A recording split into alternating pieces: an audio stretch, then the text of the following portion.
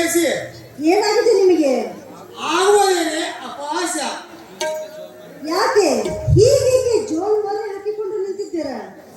ಸರ್ವಾಂಗದ ಮೇಲೆ ಶೂರನ ವೇಷ, ಮುಖದ ಮೇಲೆ ಪ್ರೇತದ ವೇಷ, ಇದ್ಯಾವ ಅವಲಕ್ಷಣದ ಅವಶೇಷ ನಿಮಗೆ?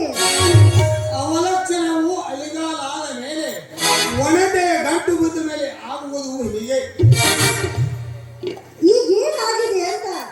ಸೇನಾ ನಾಯಕದ ತತ್ವದ ಪ್ರಥಮ ಸನ್ಮಾನವು ನನ್ನಂತ ನವ ತರುಣಿಗೆ ಕೊಡಲಿ.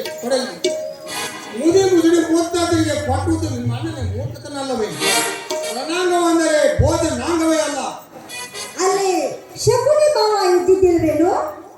ಇದ್ದ 3 ವರ್ಷಗಳ ದೇವರನ್ನು ಕಟ್ಟಿಕೊಂಡು ನಿಂತಿದ್ದ. ಬಿಳಿ ಕೂದಲ ಅಭಿಮಾನ ಹಿಡಿದು ಪೀತಾಂಬರಿಗೆ ಪಟ್ಟಗಟ್ಟಿ ಎಂದೋ ಬಗಳಿಬಿಟ್ಟ. ನೀವೇಕೆ ಸುಮ್ಮನಾಗಿ ಬಿಟ್ರಿ? ಮಾಡಲೇನೆ ಅವ್ವೇದಿಗಳ ದರ್ಬಾರ. ದುಸಲೆ ನಿಮ್ಮ ಅಪ್ಪನಿಗೆ ಬುದ್ಧಿ ಇಲ್ಲ. 100 ಮಕ್ಕಳ ಹಡಿಯೋ ಕಂಕರು ನನ್ನಂತ ಒಬ್ಬನ ಮಗನೇ ಇದ್ದರೆ ಸಾಕಾಗತ್ತೆ. ಮಹಾಶೂರನು, ಮಾತಿನ ಮಹಾಮಲ್ಲನು. ದುಸಲೆ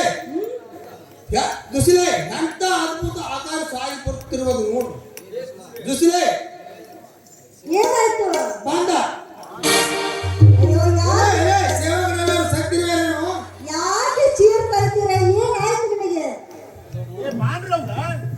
ಅದೋ ನೋಡು ಘೋರ ರೂಪಾದ ರಾಕ್ಷಸ ಬೇರೆ ನನ್ನನ್ನು ಬಚ್ಚಿಡು. ನಾನು ನಿಮ್ಮನ್ನು ಎಲ್ಲಿ ಬಚ್ಚಿರಲಿ? ಅಲ್ಲ, ಆ ಮಾಲ್ಯವತಿಯಾದ ಆ ಮಾಲ್ಯವನಿಯ ಸಹವಾಸದಿಂದ ನಮ್ಮ ಮನೆಯು ರಾಕ್ಷಸರ ಆಲಯವಾಗಿ ಬಿಟ್ಟಿದೆ. ಬಂದ ಬಾಗಿಲ ಸಮೀಪಕ್ಕೆ ಬಂದ. ಏನು ನಿನ್ನ ತಪ್ಪಾದ ದೇವರು ನನ್ನನ್ನು ಮರಿ ಮಾಡಲಾಗದೆ.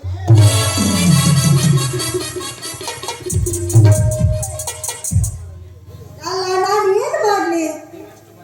ನೀವೆಷ್ಟೇ ಬಾಗಿದ್ದರೂ ಕೂಡ ಲೋಕದ ಕಣ್ಣಿಗೆ ಕಂಡೇ ಕಾಣುವರು. ಆ ಸಾರಂಗದ ಕೋಡಗಳು ಒಂದೊಂದು ಸಾರಿ ಸಾರಂಗದ ಸಾವಿಗೆ ಕಾರಣವಾದಂತೆ ಈ ನಿಮ್ಮ ಒತ್ತಾದ ನಿಲುವು ನಿಮ್ಮ ನುಂಗುತ್ತೆ ಅಷ್ಟೇ. ಒಂದು ಪುರಿಕೆ ಹೊರಟ ಹೊತ್ತಿಕೊಂಡು ನಿಲ್ಲದೆ. ಇದಕ್ಕೇನು ಕಡಿಮೆಯಿಲ್ಲ.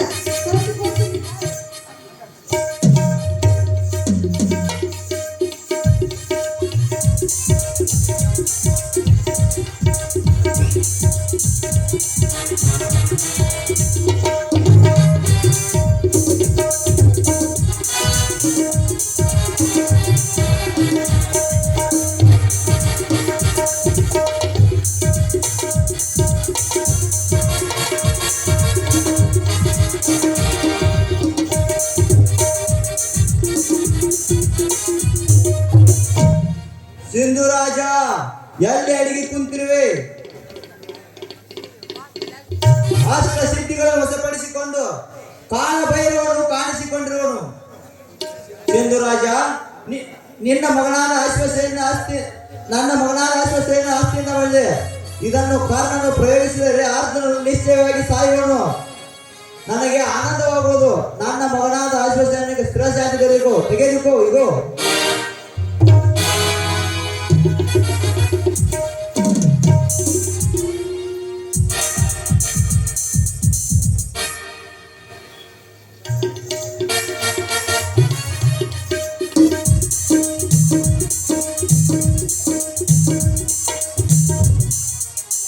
ಸಿಂಧು ರಾಜ, ಇದ್ಯಾವ ನವೀನ ಬಾಣ?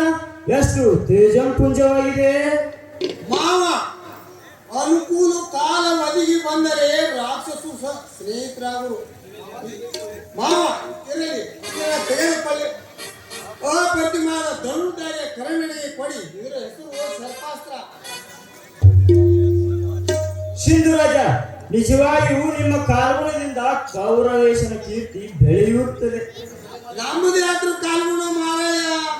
ನಿಮ್ಮ ಈ ಮಹಾಪಾದು ಎಂದು ಕುರುಪತಿ ಮನೆಯಲ್ಲಿ ಹೊಕ್ಕಿತ್ತು.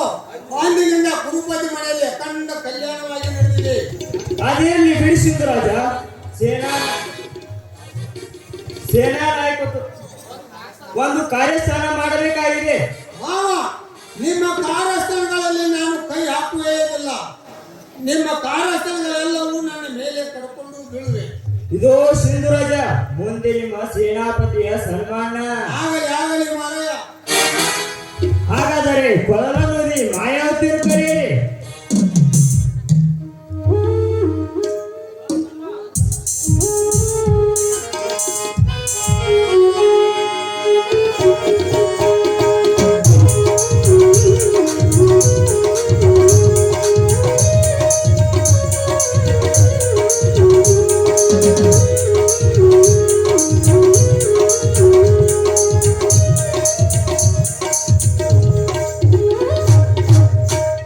ಸಿಂಧುರಾಜ, ಕಾರ್ಯವನ್ನು ಹೇಳಿ. ಮಾಯ, ದ್ರಶ್ಯಾವೃತಿ ದಂಡೆ ಮೇಲೆ ಒಂದು ನೇರಳೆ ಮರವಿದೆ. ಅಲ್ಲಿ ಪರಶುರಾಮರು ಸದ್ಯಕ್ಕೆ ವಾಸ ಮಾಡುತ್ತಿದ್ದಾರೆ. ನೀವು ಸಿಂಧುರಾಜರು ಕೂಡಿಕೊಂಡು ನನ್ನ ಕಾರ್ಯಸ್ಥಾನವನ್ನು ಪೂರ್ಣಗೊಳಿಸಬೇಕು.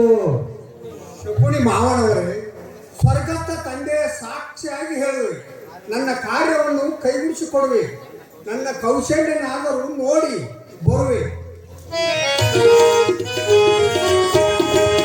ಮುನಿವೇಶದಿಂದ ನೀವು ಅಲ್ಲಿಗೆ ಹೋಗಿ ನಾನು ದುಶ್ಯಾಸನನ್ನು ಕರ್ಕೊಂಡು ಬರುವೆ.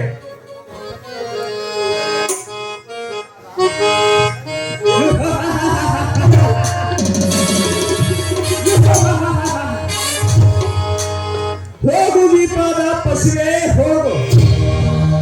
ನಿನ್ನ ತಲೆ ತೆಗೆದವ ತಲೆ ಒಡೆಯಲೆಂದೇ ಶಂಕರನ ವರದಾನವಿರುತ್ತದಷ್ಟೇ. ಶಂಕರನ ವರದಾನದಂತೆ ನಿನ್ನ ತಲೆಯು ನಿನ್ನ ತಂದೆಯ ಕೈಯಲ್ಲಿ ಬಿದ್ದು ಭೂಮಿಗೆ ಬೀಳಲೆಂದೇ ಭಾರ್ಗವರಾಮನಿಂದ ಶಾಪ ತಟ್ಟುವುದಕ್ಕಾಗಿ ನಾನೇ ಈ